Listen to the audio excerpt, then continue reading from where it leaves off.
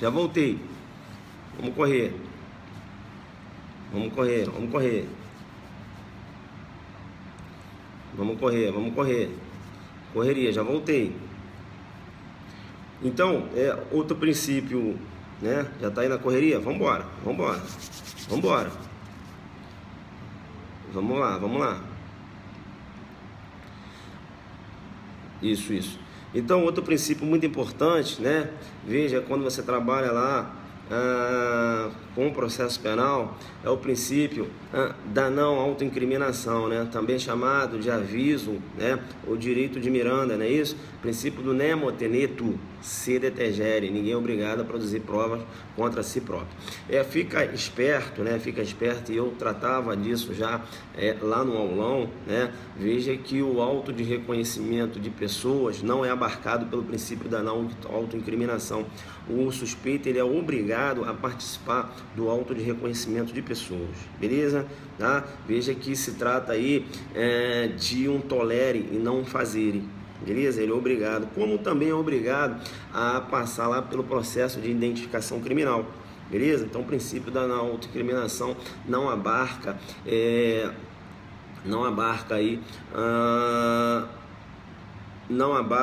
o suspeito, veja, ele lançar a mão desse princípio para não poder participar de um auto de reconhecimento de pessoas, beleza? Diferente é quando eu trato lá da acariação. A acariação, ele não é obrigado a participar, porque trata-se de um fazer e não um tolere, tranquilo? Importante você tá com esse entendimento aí dentro da sua concepção para sua prova. Princípio também do indúbio pro réu, né? Indúbio pro réu. Veja que em caso de conflito entre a inocência do réu, né, e a sua responsabilidade pelo fato, veja, o juiz deve decidir em favor da liberdade, porque, perceba bem, o maior bem jurídico depois da vida é a liberdade. Entenderam ou não? Então não pode, mais vale você manter um suposto autor, né, de um crime livre, né, do que um inocente preso. Bacana, fundamenta lá o princípio do indúbio pro réu. A doutrina sustenta que, no caso da propositura da ação penal, o que vai prevalecer é o indúbio pro societate. Ou seja, na dúvida se o suspeito praticou o crime ou não, veja, quando eu falo de propositura da ação penal, o MP ele tem que ofertar a ação penal para se discutir no campo probatório durante a instrução processual se aquele agente ele foi o responsável pela ação criminosa. Então, olha, no que se refere à condenação, indúbio pro réu. No que se refere, perceba, a oferta da ação penal, eu trato, veja, a minha visão já é outra, é indúbio pro societate, né? Então, veja, na dúvida, pro sociedade, né? Na dúvida, olha, o MP propõe a ação, beleza? Tranquilo. Outro princípio importante, a gente bateu muito lá no aulão, o princípio do juiz natural, né? O princípio do juiz natural. Veja que o Estado deve assegurar às partes, veja, para julgamento, um juiz previamente, né? Um juiz previamente designado por lei. Não pode, por exemplo, um homicídio doloso, né? A Constituição Federal lá prevê, Tribunal do Júri, não é isso? Crime doloso contra a vida. Não pode, por exemplo, ocorrer um fato, crime, e aí a lei vai falar o seguinte: olha, eu vou designar agora um novo tribunal para apurar esse crime, né? Veja que isso bate de frente com o princípio lá do juiz natural. Não faça confusão com o princípio do juiz natural com o princípio da identidade física do juiz. O princípio da identidade física do juiz se aplica diretamente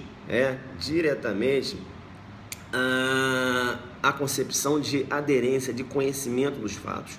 Ou seja, o juiz que acompanhou a instrução processual é o juiz que vai julgar, né? Então esse é o princípio da identidade física do juiz. Outro princípio também importante, quando você fala de processo penal, é o princípio da publicidade. né? Veja que as decisões elas devem receber uma publicidade, até porque para a parte tomar conhecimento e poder contraditar aquela decisão judicial, tá? Princípio da identidade, muito importante. Princípio da intranscendência, né? Princípio da intranscendência lá no processo penal. Veja que a ação penal ela não deve transcender, ou seja, ela não deve passar da pessoa em que foi imputada a conduta criminosa, né? Veja, o Tício matou o Mévio, eu não posso, o Tício morreu, eu não posso propor uma ação penal, né? Veja, em desfavor do filho do Tício. Então, é o princípio da intranscendência. Bacana? Bacana. Princípio da obrigatoriedade da propositura, né, da ação penal. Veja, o Ministério Público, quando aí em face de uma ação penal pública incondicionada, ele deve propor ação penal, né, o princípio da obrigatoriedade da ação penal. E veja, um desdobramento do princípio da obrigatoriedade da ação penal, o princípio da indisponibilidade. O Ministério Público, uma vez proposta a ação penal, ele não pode desistir da ação. Princípio da indisponibilidade. O princípio da obrigatoriedade da ação penal, veja, um princípio processual, se aplica também em sede de inquérito policial. O delegado de polícia, quando toma conhecimento de um crime de ação penal pública incondicionada, deve instaurar inquérito policial. E uma vez instaurado, ele não pode dispor do inquérito, ou seja, ele não pode arquivar o inquérito policial. Olha a aplicabilidade do princípio da indisponibilidade também no inquérito policial, beleza? Então a obrigatoriedade tanto se aplica em sede processual como também em sede de investigação policial, beleza? Tá aí o princípio da indisponibilidade também. Bacana, legal. Pessoal, então rapidinho aqui, né? Já está em cima da hora, tá?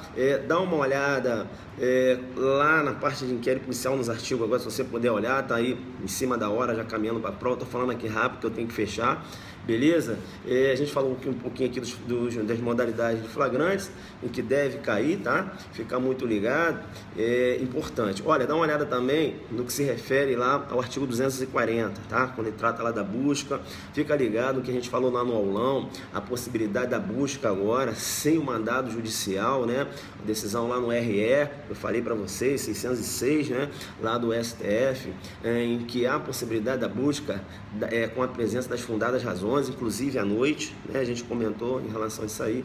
Dá uma olhada lá na parte de busca também, que é importante, beleza? Em cima da hora, vai com tranquilidade, tá? Vai com tranquilidade, faz aquele estudo, né, que a gente fez lá no aulão, dá uma olhada na revisão que a gente fez no aulão, bacana, e vai para a prova. Eu tenho certeza, né, eu estava aqui olhando, estou fazendo essa live rápida aqui, porque eu estou resolvendo um problema, mas veja, eu tenho certeza que a prova está aqui.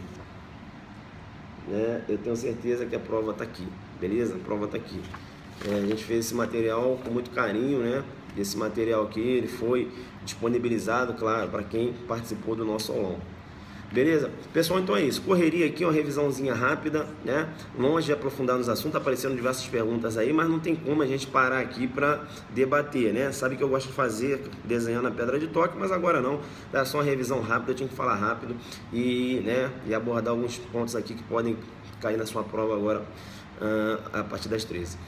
Então, todo mundo aí com Deus, beleza? Acredita, o resultado vai acontecer, vai com calma, beleza? Vai com calma, né? Veja que se cair inquérito policial na sua redação, não esquece, né, de falar lá das características do inquérito policial. Inquérito policial, veja, um procedimento, né, inquisitorial, não há contraditório. Aí você chama no perceba, comenta um pouco da lei da ordem agora, né? Mostra lá que a doutrina, né, pacífica no sentido de que não tornou o inquérito em contraditório, mostrando para o examinador que você conhece nesse debate acerca da inovação dos estatutos da ordem em face do inquérito policial, beleza? Isso é importante, né?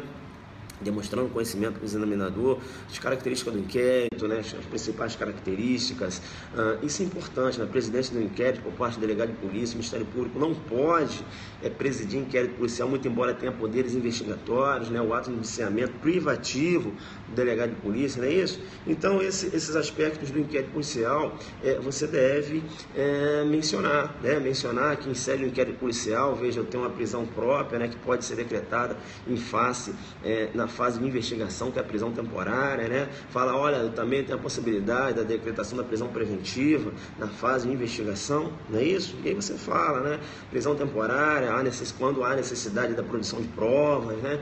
Prisão preventiva, quando há um comprometimento das investigações, não é isso? Aí você comenta lá os pressupostos, beleza? Faz o link, né? Falando ali da investigação, né? Olha, a possibilidade de interceptação telefônica, né? Você vai falar, vai demonstrar ao examinador que aqui o jogo é duro, né? Investigação examinador, que durante o inquérito o delegado pode representar uma interceptação telefônica, pode representar pela temporária, pode representar pela prisão preventiva, não é isso? Falando ali, veja que o delegado pode instaurar um inquérito policial à presença da justa causa, isso, discricionariedade, oficiosidade, oficialidade, oficiosidade. Sabe qual a diferença da oficialidade para a oficiosidade? Oficialidade, ou seja, o inquérito policial, veja, ele decorre, da sua natureza, veja, do órgão público, da administração pública. Eu não posso ter um inquérito policial sendo tramitado num escritório de investigação particular desses detetives, que não podem nem apurar crime, entenderam ou não? E isso é oficialidade. E o que é oficiosidade? O inquérito policial, veja, ele anda de ofício, ou seja, o delegado ele não necessita de que a parte fale, delegado, faça isso, delegado, faça isso, delegado, não, entenderam ou não? Veja, não há que se falar em princípio da inércia, quando você trata da oficiosidade lá do inquérito policial. Isso, oficialidade, exatamente aí, a diferença, Bacana então, pessoal, vai lá, vai com Deus, joga duro, e eu vou estar com você, beleza? Tô aqui torcendo, um abraço. Deus no comando, adelante focado, jogando duro.